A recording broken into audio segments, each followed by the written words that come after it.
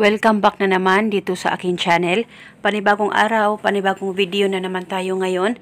May ibabahagi na naman ako sa inyo ngayon na ritual. Ito'y simpleng gabay at simpleng pamamaraan. At kung bago sa channel ko, ay huwag niyo pong kalimutang mag-subscribe at pindutin ang notification bell para palagi kayong updated sa mga bago kong videos.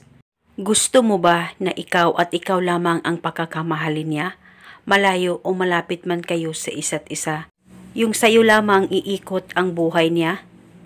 Kaya gawin mo lamang itong ritual na ituturo ko sa inyo ngayon. Ito'y napakasimple at napaka-epektibong ritual.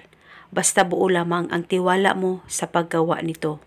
Ang gagawin mo lamang, kung may actual photo ka sa kanya, ay gamitin mo ito o larawan niya dyan sa cellphone mo. At kung malapit lang kayo sa isa't isa, ay mas mainam na personal mo itong gawin sa kanya. Pero dapat careful ka na hindi ito malalaman niya. Ang gagawin mo lamang, hawakan mo lamang ang larawan niya o di kaya ang cellphone mo na may larawan niya. Mag-focus at mag-concentrate ka, pagkatitigan mo ito ng maigi.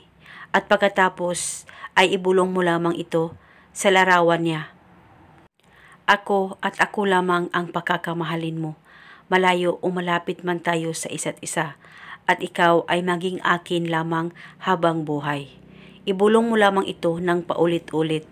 At kung sakaling makikita kayong dalawa o malapit lang kayo sa isa't isa at may time po kayo na magkasama kayong dalawa, ay gawin mo ito, hawakan mo lamang siya kahit saang parte ng katawan niya at huwag kayong pahalata na hinahawakan mo siya o kung may gagawin kayo na ritual sa kanya.